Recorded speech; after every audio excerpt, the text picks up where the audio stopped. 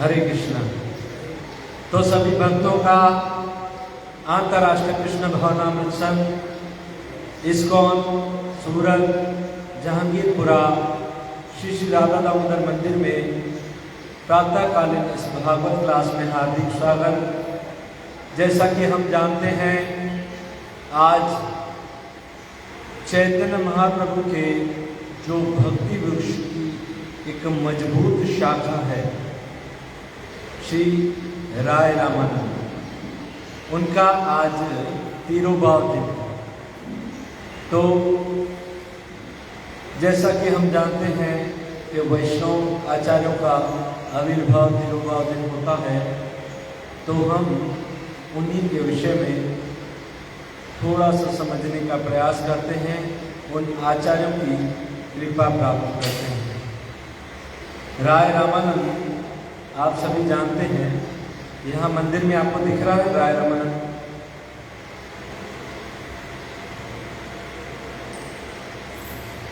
आपको दिख रहा है राय रामानंद?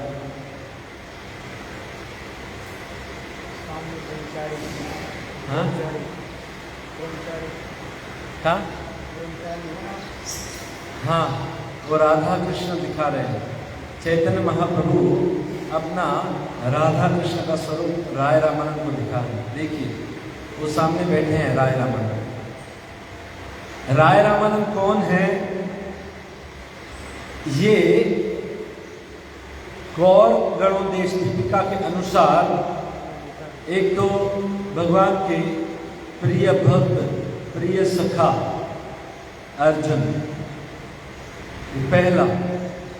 दूसरा, ब्रजलीला में कृष्ण के अर्जुन सखा, यानी 2 अर्जुन। पहला अर्जुन गीता वाले, दूसरा अर्जुन ब्रज वाले, और तीसरा विशाखा, विशाखा सखी।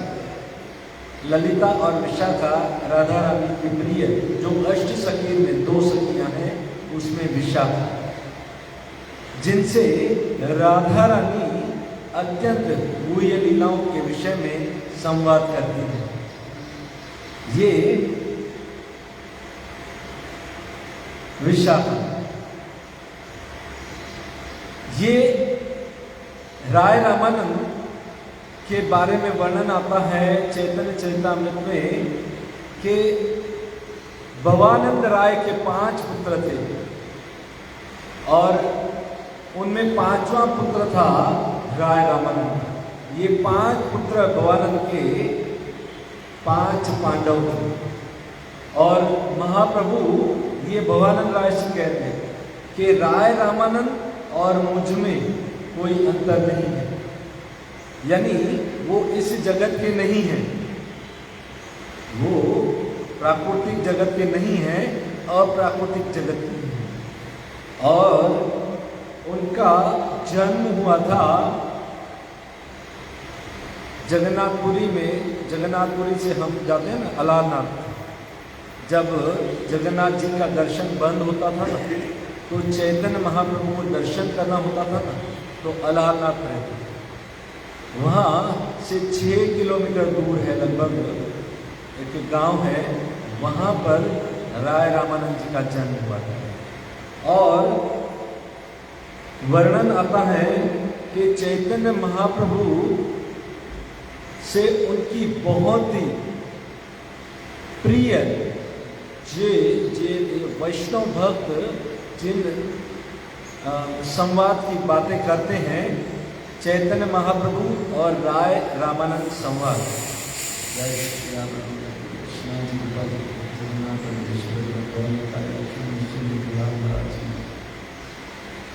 तो एक तो है ये पार्थसारथी। अब देखिए, यहाँ पर पार्थसारथी यानी कृष्ण अर्जुन को भगवद गीता का उपदेश दे रहे हैं। ये द्वापर की बात है। अब वही कृष्ण चैतन्य महाप्रभु के रूप में अर्जुन के पास आए हैं, यानी किसके पास? राय रामानंद के पास, और उनसे प्रश्न कर रहे हैं, उनकी परीक्षा ले रहे हैं। द्वापर में मैंने जो पढ़ाया था याद है ना? कुछ भूल तो नहीं गया हो? और राय रामानंद से प्रश्न कर रहे हैं। अब बोल रहे हैं कि मैंने द्वापर में बोला था, तू सुन रहा था, अब तू बोल, मैं सुनूंगा। ये राय रामानंद। और राय रामानंद चैतन्य महाप्रभु के कितने प्रिय थे, इसको हम समझें तो प्रद्युम्न मिश्र भक्त थे, वो चैतन्य महाप्रभु के पास आए थे भागवत कथा सुनने। चैतन्य महाप्रभु ने कहा, देखो तुम्हें भागवत कथा सुननी है, उसमें भी राधा कृष्ण की महिमा को सुनना है। अगर तुम्हें भगवान की प्रिय कथा राधा कृष्ण की महिमा को सुनना है तो मैं इस योग्य नहीं हूं कि तुम्हें राधा कृष्ण की कथा बता सकूं। इसके लिए तुम्हें राय रामानंद के पास जाना पड़ेगा, क्योंकि राधा कृष्ण के गूढ़ रहस्यों को सिर्फ राय रामानंद ही प्रस्तुत कर सकते हैं। ये चैतन्य महाप्रभु यानी राधा और कृष्ण स्वयं कह रहे हैं प्रद्युम्न मिश्र को। इससे पता चलता है कि हमें कि राय रामानंद कैसे होंगे। अब प्रद्युम्न मिश्र गए जगन्नाथपुरी में। जगन्नाथपुरी में जो स्त्रियां शादी नहीं करती थी, उनको क्लास देने के लिए, उनको भक्ति में आगे बढ़ाने के लिए राय रामानंद उन स्त्रियों को क्लास देते थे। अब प्रद्युम्न मिश्र वहां आए, उन्होंने देखा, अरे ये क्या हो रहा है। उन्होंने कुछ बताया नहीं, मुझे चैतन्य महाप्रभु ने भेजा है। वो चले गए और चैतन्य महाप्रभु से कहा, चैतन्य महाप्रभु ने कहा, देखो प्रद्युम्न, एक समय ऐसा हो सकता है कि मैं किसी स्त्री को देख करके विचलित हो सकता हूं, मेरा मन विचलित हो सकता है, पर राय रामानंद ऐसे हैं कि वो स्त्रियों को देख करके तो क्या, अगर उनका स्पर्श भी कर लेना तो भी कुछ नहीं होगा। वो इतने पवित्र हैं, तुम जाओ और उनके पास जाकर के कथा सुनो। और फिर से वो प्रद्युम्न मिश्र गए और राय रामानंद से कथा सुनी, राधा कृष्ण के गूढ़ रहस्य। ये राय रामानंद चैतन्य महाप्रभु जब विरह भाव, कृष्ण के विरह भाव में रोते थे ना, तो उनको शांत करने के लिए श्रीमद् भागवत सुनाते थे। ये राय रामानंद और स्वरूप धाम। यानी जैसे कृष्ण लीला में सुबल सखा थे ना, वो कृष्ण की लीलाओं में उनका साथ देते थे, वैसे ये राय रामानंद प्रभु जो हैं, राय रामानंद जो हैं, वो चैतन्य महाप्रभु की लीला में उनको श्रीमद् भागवत सुनाते थे, उनको शांत करने के लिए। अब चैतन्य महाप्रभु को दक्षिण भारत जब जाना था, सार्वभौम को पूरी शिक्षा दे चुके थे, उनको वैष्णव बना चुके थे चैतन्य महाप्रभु। तो जब दक्षिण भारत जा रहे थे, उस समय सार्वभौम भट्टाचार्य ने कहा चैतन्य महाप्रभु से कि आप जब दक्षिण भारत जाओगे, उस समय आप गोदावरी के तट पर राय रामानंद, जो प्रताप रुद्र राजा के महामंत्री कहे जाते हैं, विद्यानगर संभालते थे।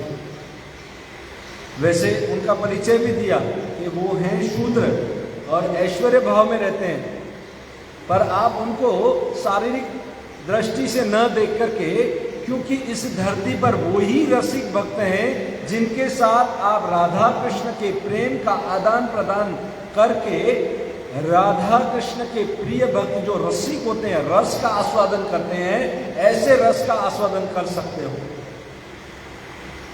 चैतन्य महाप्रभु दक्षिण भारत में प्रचार के लिए हरिनाम संकीर्तन के लिए निकले थे, ये मुख्य उद्देश्य था।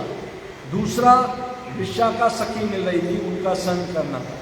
एक उद्देश्य ये भी था, उनका भाई जो विश्वम्बर घर से निकल गया था संन्यास लेने के लिए, उनकी खोज करनी थी, पर ये मुख्य नहीं था।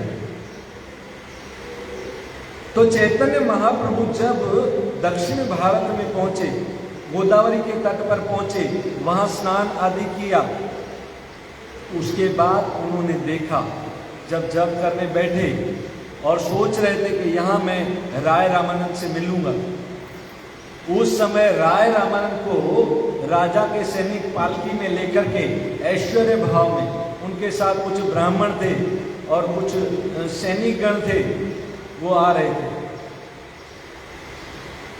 जब राय रामानंद ने चैतन्य महाप्रभु को देखा और चैतन्य महाप्रभु ने भी उनको देखा, दोनों की आंखों में से आंसू, दोनों एक दूसरे को पहचान गए और पालकी से उतरे और दौड़ करके चैतन्य महाप्रभु के चरणों में गिर गए। राय राम चैतन्य महाप्रभु जो कि एक सन्यासी थे और राय रामानंद एक मंत्री थे, ऐश्वर्य भाव में थे, पर फिर भी उन्होंने उनको आलिंगन किया, गले मिले और रोने लगे दोनों। वहां सब जो ब्राह्मण थे, कर्मकांडी ब्राह्मण भी थे, कुछ राजा के मंत्री थे, ये देख करके सोचने लगे कि ये सन्यासी होकर के ये मंत्री से मिल रहा है, ये तो कभी मिलते नहीं, ये कुछ अजीब नजारा लग रहा है।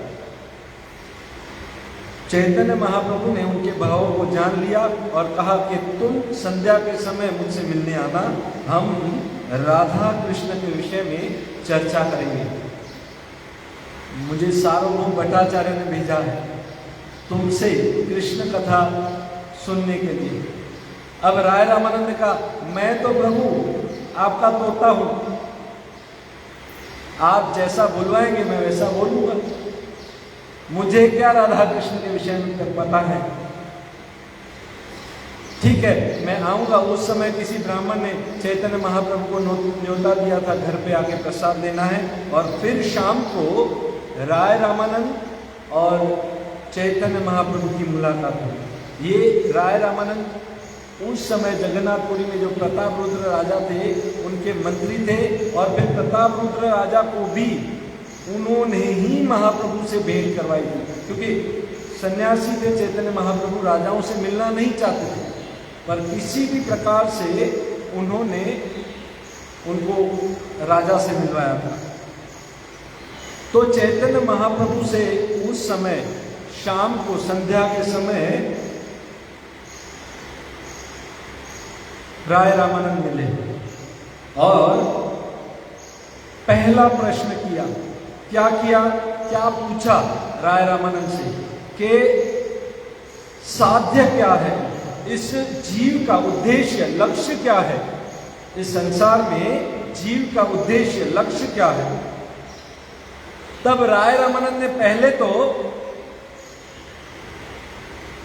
सिद्धि के स्तर पर नहीं, भाव स्तर पर नहीं, सामान्य प्रश्न का उत्तर देते हुए, जैसे उन्होंने कहा कि अपने अपने वर्णाश्रम धर्म का पालन करते हुए कोई विष्णु की भक्ति करता है, कृष्ण की भक्ति करता है, इसी में जीव की सिद्धि है, इसी में यही जीव का लक्ष्य है, उनको सफलता मिलती है। अपने अपने वर्णाश्रम धर्म के अनुसार अपना अपना कर्म करना। क्या वर्ण है, क्या आश्रम है? 4 वर्ण है और 4 आश्रम है। 4 वर्ण कौन से हैं? ब्राह्मण, क्षत्रिय, वैश्य, शूद्र। और 4 आश्रम कौन से हैं? ब्रह्मचारी, वानप्रस्थ, गृहस्थ और संन्यास। इन 4 आश्रमों का पालन करते हुए अपने अपने कर्तव्य में कृष्ण की भक्ति जो करता है वो श्रेष्ठ है। चैतन्य महाप्रभु ने कहा, अरे ये जवाब जो है वो ठीक है, इतना मजबूत नहीं है, कुछ आगे बताओ, कुछ आगे सुनाओ, क्योंकि ये तो मुझे लगता है सिर्फ स्वर्ग की प्राप्ति के लिए है, कोई बढ़िया सा उत्तर दो। तब राय रामानंद ने दूसरा ऑप्शन रखा, भगवद गीता के 9वें अध्याय का 27वां श्लोक, यद करोसि यद अश्नासि यद जुहोसि ददासि यद तपस्वी कौन्तेय तत् कुरुष्मत् अर्पण। तुम जो भी कार्य करते हो, जो भी यज्ञ करते हो, जो भी दान करते हो, वो मुझे अर्पित करते हुए करो, मेरे लिए कार्य करो, मेरे लिए यज्ञ करो, मुझे दान दो। अब इस श्लोक को अंदर जाएंगे तो बहुत सारी बातें हैं, पर इतना ही जवाब दिया कि कि अपने कर्म को कृष्ण को अर्पित करते हुए जीवन जीना, ये वैष्णव की ये सिद्धि है, यही भक्ति की सिद्धि है। अच्छा, महाप्रभु ने कहा ठीक है, ये तो कर्म बंधन से काटने वाली बात हुई, कर्म के बंधन को काटने वाली बात हुई, कुछ इससे बढ़िया प्रश्न का उत्तर दो तो मजा आएगा। फिर और आगे कहा राय रामन, सर्वधर्मान् परित्याज्य मामेकं शरणं व्रज अहं त्वां सर्व पापेभ्यो मोक्षयिष्यामि मा शुचः। सब धर्मों का त्याग कर एकमात्र मेरी शरण में आओ, मैं तुम्हें समस्त पापों से मुक्त कर दूंगा, तुम डरो मत। गीता 18:66। अब महाप्रभु ने सुना, ठीक है, ये शरणागति की बात हुई और भगवान ने गारंटी भी दे दी, पाप कर्मों से तुम्हारा नाश कर दूंगा, क्योंकि वो पूर्ण है, पाप कर्म के बंधन से मुक्त कर सकते हैं, स्वतंत्र है, वो क्षमा भी दे सकते हैं, दंड भी दे सकते हैं, और शरणागति शर्त है। पर इससे कुछ ऊपर बताओ राय रामानंद को कहा। तब राय रामानंद ने कहा, ब्रह्मभूत प्रसन्नात्मा न शोचति न काक्षति या भक्त्या माम अभिजानाति यावन ही अस्मिन् तत्त्वतः। 18, 45 और 54 और 55 श्लोक भगवद गीता का, कि ब्रह्मभूत के स्तर पर होते हैं, ज्ञान शून्य रह करके भगवान में आसक्त होते हैं, वो श्रेष्ठ हैं, मुक्ति प्राप्त करने का प्रयास करते हैं, श्रेष्ठ हैं। अब महाप्रभु ने कहा, ये तो मुक्ति की बात हुई, ये तो सायुज्य मुक्ति जो जिसका तो मैं विरोध करता हूं, ये वाली बात हो गई, इससे कुछ आगे और आगे कहो। तब राय रामानंद ने कहा, जो व्यक्ति कर्म का ज्ञान, योग, तपस्या छोड़ करके सिर्फ कृष्ण की लीलाओं का स्मरण करता है, भगवान की कथा सुनता है, भगवान का गुणगान करता है, भगवान के नाम का कीर्तन करता है और भगवान कृष्ण से ही प्रेम करता है, वो व्यक्ति सर्वश्रेष्ठ है। तब महाप्रभु ने कहा, ठीक है, ये कारण कुछ अच्छा लगा, वेरी गुड। संध्या हो गई थी। अब चैतन्य महाप्रभु ने कहा कि दूसरे दिन, ये वार्तालाप 10 दिन का चला है, हम तो सिर्फ 15-20 मिनट में पूरा करना है। जो मुख्य पहले दिन और दूसरे दिन बात हुई थी, जिन प्रश्नों का उत्तर महाप्रभु ने राय रामानंद से पूछा था, हम उनको समझने का प्रयास करें। अब दूसरे दिन जब महाप्रभु राय रामानंद से मिले, राय रामानंद आए, उनको प्रणाम किया, उनका आलिंगन किया, आंखों में से आंसू रोने लगे, और फिर से चैतन्य महाप्रभु ने प्रश्न करना शुरू किया कि इस संसार में सबसे श्रेष्ठ विद्या कौन सी है। तब राय रामानंद ने कहा, कृष्ण भावना की जो विद्या है, कृष्ण भक्ति की जो विद्या है, इस संसार में वो ही सबसे श्रेष्ठ है। इसके अलावा की विद्या, यानी भौतिक विद्या जो कर्म कांड में फंसाती है, वो श्रेष्ठ नहीं है। यानी भक्ति सिवाय, कृष्ण भक्ति की सिवाय की जो विद्या है, वो विद्या है ही नहीं, वो विधवा है। जिस विद्या में हमको कृष्ण भक्ति प्राप्त न हो, वो विद्या नहीं, वो विधवा है। क्योंकि प्रभुपाद बोलते थे, आजकल के स्कूलों में जो पढ़ाई की जाती है या पढ़ाई कराई जाती है, वो वास्तव में महाविद्यालय नहीं है, वो बड़े बड़े कासाईघर हैं। क्योंकि वहां ऐसा सिखाया जाता है, खूब पढ़ाई करो, खूब गधे की तरह मेहनत करो, और फिर खूब इंद्र तुप्ति करो, फिर मर जाओ। जीवन का उद्देश्य ये बताया जाता है, वहां ऐसा नहीं बताया जाता कि हम शरीर नहीं, हम आत्मा है, और आत्मा का कर्तव्य क्या है। एक ब्रह्मज्ञानी ब्रह्म विद्या के स्तर पर होते हैं, उसमें भी निर्विशेषवादी ज्ञान के स्तर पर जो होते हैं, उनके लिए प्रभुपाद चैतन्य चैतामृत में कहते हैं कि वो ब्रह्मानंदी होते हैं, उनको जो भगवान में लीन होना चाहते हैं, मायावादी सन्यासी या ब्रह्मवादी, उनको वृक्ष की योनि मिलती है, और जो भगवान को शून्य के रूप में मानते हैं उनको पत्थर की योनि मिलती है। बौद्धिकवादी बौद्ध धर्म से जो भगवान को शून्य मानते हैं उनको पत्थर की योनि मिलती है। ये समझा रहे हैं प्रभुपाद जी चेतन चेतना में। केवल भक्ति के संपर्क में आकर जो विद्या मिलती है, अर्थात भगवद गीता भागवत का ज्ञान मिलता है, कृष्ण संबंधित विद्या ही असली विद्या है, जिससे हमें कृष्ण भक्ति प्राप्त होती है। भगवान कृष्ण से अपना खोया हुआ संबंध प्राप्त होता है, जिसको कहते हैं राज विद्या राज गुह्यम। यही वास्तविक विद्या है। आगे चैतन्य महाप्रभु ने फिर से पूछा, इस संसार में सबसे बड़ा यशस्वी कार्य क्या है, सबसे बड़ा यश कौन सा है? तब राय रामानंद ने कहा कि जो कृष्ण की भक्ति करता है, कृष्ण के चरणों में है, इस संसार में उससे बड़ा यशस्वी कोई नहीं है।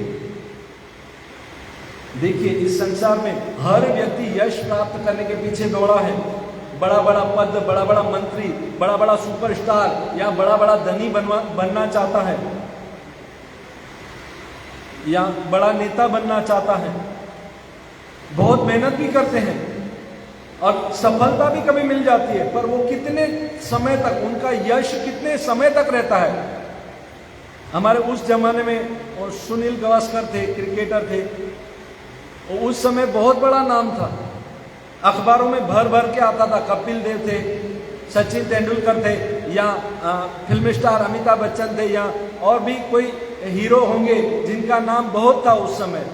या महात्मा गांधी, जब 1947 में ये आज़ादी की लड़ाई चल रही थी, उस समय रोज महात्मा गांधी का पेपर में, अखबार में, न्यूज में नाम होता था, हेडलाइन होती थी। पर आज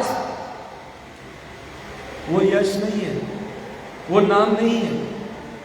परंतु आज आप देखिए, युगों के युग बीत गए, लाखों लाखों साल बीत गए, आज भी हम प्रहलाद महाराज का नाम कितने आदर से लेते हैं, कितना यश है उनका। लाखों सालों के बाद भी हम रोज यहाँ पर प्रहलाद महाराज को याद करते हैं। जय प्रहलाद महाराज, जय प्रहलाद महाराज, प्रहलाद महाराज, जय प्रहलाद महाराज। ध्रुव महाराज, प्रहलाद महाराज, मीराबाई, नरसिंह मेहता, जय श्री राधा, जय श्रीनाथ जी, गोपाल जी, जगन्नाथ, सुभद्रा, सुदामा। कृष्ण की भक्ति से उनका यश कितना बढ़ गया।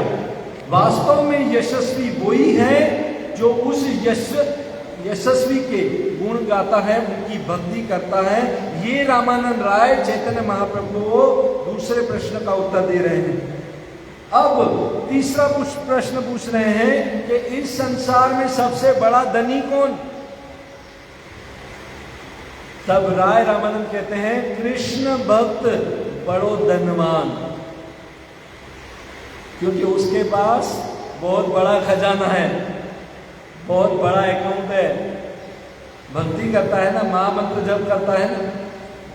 हमने सुना था ना महामंत्र की महिमा। जो व्यक्ति 16 माला जप करता है रोज, विष्णु सहस्त्र नाम एक महामंत्र में 16,000 बार विष्णु का नाम लेता है एक महामंत्र में। एक माला में 17,28,000 बार विष्णु का नाम लेता है। 16 माला में 2,76,48,000 बार विष्णु का नाम लेता है। कितना बैंक बैलेंस एक दिन में उसने बना लिया। ये आध्यात्मिक खजाना है। ये ऐसा खजाना है जो मरने के बाद व्यक्ति साथ में ले जाता है। ये एक ऐसी स्पिरिचुअल बैंक है जो व्यक्ति मरने के बाद अपने साथ ले जाता है। वास्तव में धनी वही है, राय रामानंद कहते हैं, जो कृष्ण प्रेम की भक्ति, कृष्ण प्रेम की बैंक में जाता है और उसको उसका अकाउंट जमा करता है। क्योंकि उनके पास तो लक्ष्मी, सहस्त्रों लक्ष्मियां खुद आती हैं जो कृष्ण के भक्त हैं। लक्ष्मी सहस्त्र शत सम्य सेव्यमानम गोविंदमादि पुरुषम। लक्ष्मी स्वयं बेलवन में आज भी तपस्या कर रही है, और जिन्होंने भक्ति की है, सुदामा ने भक्ति की, लक्ष्मी उनके पास खुद आएगी। उनको लक्ष्मी की चिंता नहीं रहती, वो तो नाम जप का धन जमा करते हैं, वो सबसे बड़े यशस्वी हैं। आगे प्रश्न करते हैं, इस संसार में सबसे बड़ा दुख क्या है? चैतन्य महाप्रभु पूछते हैं, राय मुझे बताओ। तब राय रामानंद कहते हैं, इस संसार में सबसे बड़ा दुख साधु संतों की संगति न होना, साधु संतों से दूर रहना, ये सबसे बड़े दुख की बात है व्यक्ति के लिए। क्योंकि साधु संतों का संग, हमारे शास्त्र बताते हैं, लौ मात्र साधु संग, एक क्षण का 14वां भाग समय की वैल्यू बताई गई है शास्त्रों में। इतना समय भी कोई साधु का संग कर ले न, जीवन की नैया पार हो जाती है। हमारे मैत्रेय मुनि की जो भागवत के हीरो हैं, उसकी कथा आती है, पूर्व जन्म में एक कीड़ा थे और व्यास देव का संग हुआ सिर्फ लौ मात्र, और उनकी मृत्यु हो गई। दूसरे जन्म में वो मैत्रेय मुनि भागवत के हीरो बने, साधु संग, लौ मात्र साधु संग से। और भगवान भगवत गीता में कहते हैं कि वो व्यक्ति मुझे कभी प्राप्त नहीं करता, गीता 16वें अध्याय में, आसुरी स्वभाव का, नास्तिक स्वभाव का व्यक्ति मुझे कभी भी प्राप्त नहीं करता, चाहे जन्मों के जन्म बीत जाएं। मानो अर्जुन भगवान के भक्त हैं, उनसे पूछते हैं, प्रभु उनके लिए कोई रास्ता नहीं है? आप तो दयालु हो, सबके लिए कुछ ना कुछ रास्ता निकालते हैं। भगवान ने, कृष्ण ने कहा, नहीं, मेरी तरफ से उनके दरवाजे बंद हैं, वो मुझे कभी भी प्राप्त नहीं हो सकते, चाहे जन्मों के जन्म, लाखों जन्म बीत जाएं, भटकते रहते हैं इधर 84 लाख योनियों में। अर्जुन ने और मानो दबाकर कहा, प्रभु उनके लिए भी तो कोई रास्ता होगा। तब कहा, मेरी तरफ से दरवाजे बंद हैं, पर मेरे भक्त की, उस साधु की अगर कृपा हो जाए तो उसके लिए मेरे बंद दरवाजे खुल सकते हैं। लौ मात्र साधु संग, इसलिए साधु संतों का संग करना चाहिए। साधु संग ऐसी चीज है, अपि चेतस दुराचारो, पापी से पापी व्यक्ति भी अगर साधु के संपर्क में आ जाता है ना, तो शुद्ध हो जाता है। जैसे गटर का पानी हो ना, गंगा के साथ स्पर्श कर लेता है ना, तो वो भी गंगा ही बन जाता है। जरा सा पानी दूध में मिला दो तो पानी भी दूध बन जाता है। पानी की वैल्यू भी 1 लीटर 50 रुपए है ना दूध, पानी की वैल्यू भी 50 रुपए हो जाती है। गंगा का स्पर्श, ये गटर भी स्पर्श कर लेता है ना, तो गंगा बन जाता है। पर गंगा और साधु में क्या अंतर है? गंगार स्पर्श होइले पश्चात पवित्र, दर्शन पवित्र करो ये तुम्हार गुणा। गंगा का स्पर्श नहीं होता, गंगा में जब तक स्नान नहीं करते तब तक पवित्र नहीं हो सकते। पर साधु संतों का संग, साधु का दर्शन मात्र करने से पवित्र, ये साधु संघ की महिमा है। बहुत बहुत बहुत महिमा है, क्योंकि हम साधु संघ के विषय में सुनेंगे तो और 1-2 घंटा लग जाएगा। और आगे प्रश्न किया चैतन्य महाप्रभु ने राय रामानंद से कि इस संसार में मुक्त व्यक्ति कौन है? मुक्ति की सभी अभिलाषा रखते हैं ना, तो मुक्त कौन है? तब राय रामानंद कहते हैं, जो कृष्ण प्रेम, कृष्ण भक्ति में लगा हुआ है ना, वो वास्तव में मुक्त है। 7वां प्रश्न किया कि अनेक गीतों में से किस गीत को वास्तविक धर्म कहा जाए? चैतन्य महाप्रभु पूछते हैं कि अनेक अनेक गीत हैं और उन गीतों में से कौन से गीत को वास्तविक धर्म कहा जाए। तब राय रामानंद कहते हैं कि राधा कृष्ण के प्रेम का वर्णन करे वो गीत ही वास्तविक गीत है, वास्तविक धर्म है। जैसे हम भागवत में सुनते हैं ब्रह्म गीत, युगल गीत, गोपी गीत, रास गीत, बहुत सारे गीत हैं। यानी राधा कृष्ण के वार्तालाप का जहां पर वर्णन है वो गीत ही सबसे मधुर गीत है।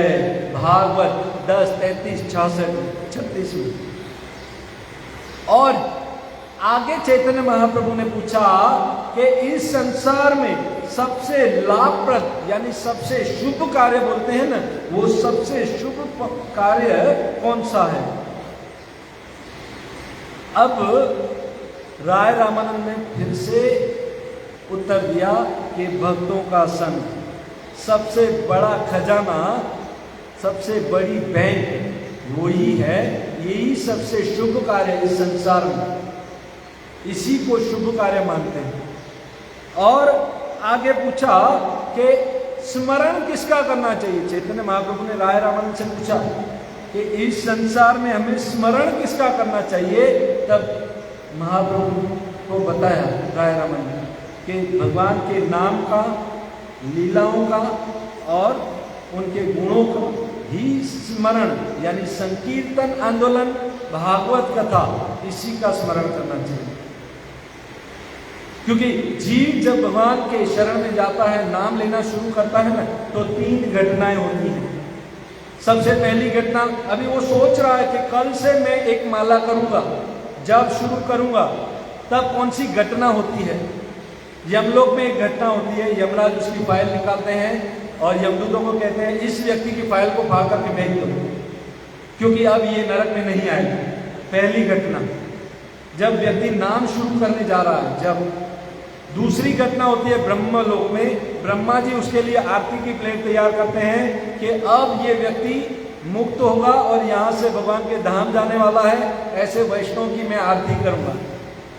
तीसरी घटना होती है गोलोक धाम में, कृष्ण अपने गोपियों को, सखाओं को बुलाते हैं और कहते हैं हमारी जो गोलोक धाम की फाइल है ना वो खोलो और इसमें इस व्यक्ति का नाम लिख दो। अब गोपी सखा कहते हैं अभी तो प्रभु इन्होंने माला शुरू नहीं की, अभी तो कोई साधन भक्ति कर भी नहीं आए, फिर भाव भक्ति, प्रेम भक्ति, इस पर तो उसको मालूम भी नहीं है। बोले नहीं, इसने इच्छा की है, इसका नाम लिख दो फाइल में। भगवान के गोलोक धाम में उसका नाम उसके अकाउंट में ऐड हो जाता है। जब व्यक्ति नाम शुरू अभी कल से करूंगा, जो करता है उसके लिए क्या कहना। ये भगवान के नाम की महिमा है। आगे चैतन्य महाप्रभु ने पूछा कि इस संसार में सबसे अच्छा रहने लायक स्थान कौन सा है। ब्रजभूमि वृंदावन धाम की जय।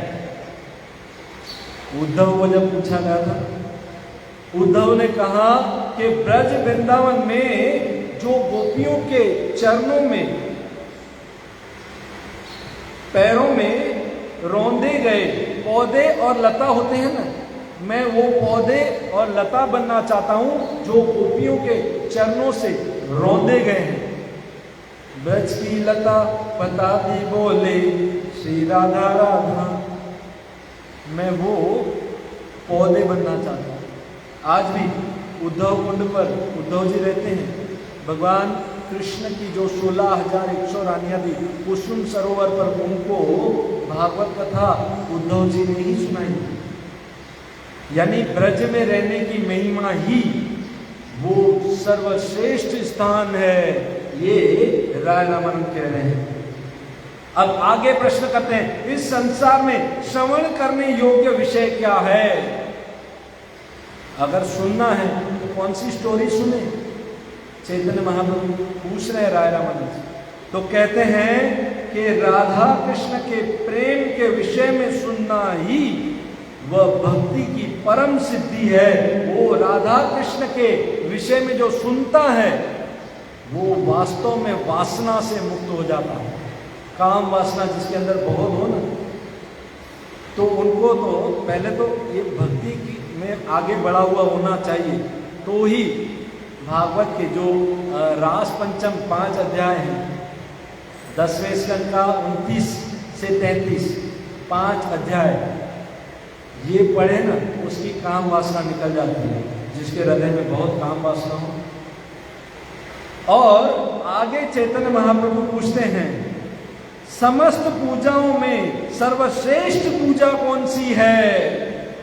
राय रामानंद कहते हैं, हरे कृष्णा कृष्ण कृष्ण हरे हरे, हरे राम राम राम हरे हरे। इन पूजा में सारी पूजा हो गई, यज्ञ हो गया, दान हो गया, तपस्या हो गई, सारे देवताओं की भक्ति हो गई, सारे अवतारों की भक्ति हो गई। जो सिर्फ कृष्ण की पूजा करता है उन्होंने सबकी पूजा कर ली। और कृष्ण की पूजा करने का इस कलयुग में हरे नाम एव केवलम कलौ नास्त्यैव गति अन्यथा। एक ही उपाय लेटेस्ट दवा, एक्सपायर डेट वाली नहीं, ध्यान सतयुग की दवा है, एक्सपायर डेट। यज्ञ त्रेता की दवा है, न्यू लेटेस्ट दवा उपयोग करो, हरिनाम, और मुक्त हो जाओ। ये राय रामानंद महाप्रभु को बताते हैं, सबसे सर्वश्रेष्ठ पूजा है हरिनाम जप, हरिनाम संकीर्तन। आगे महाप्रभु पूछते हैं कि मुक्ति में लगा हुआ व्यक्ति हो या इंद्रिय तृप्ति की इच्छा, उसका गंतव्य क्या होना चाहिए?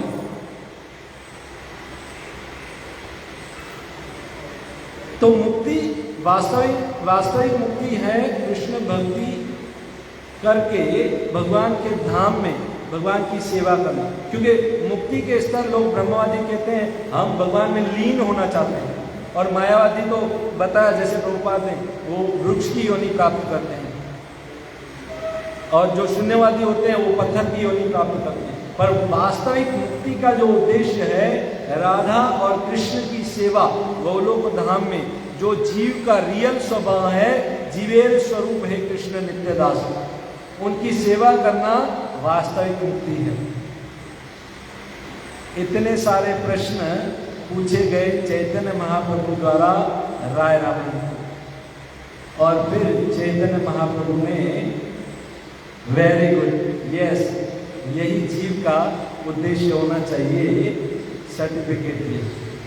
हमें इन प्रश्नों से बहुत कुछ समझना और सीखना है, क्योंकि सारे शास्त्रों का वैदिक सार ही ये राय रामानंद और चैतन्य महाप्रभु का संवाद है। और आज ऐसे राय रामानंद का तिरुभाव दिन है। हम प्रार्थना करेंगे कि हमें भी ऐसी भक्ति जो उनके हृदय में है, राधा कृष्ण का दिव्य प्रेम का खजाना उनके हृदय में है, वो हमें भी दें, आशीर्वाद दें। बहुत बहुत धन्यवाद। हरे कृष्ण। श्री श्री राय रामानंद की जय, श्रील प्रभुपाद की जय। निताई गौर प्रेमानंद।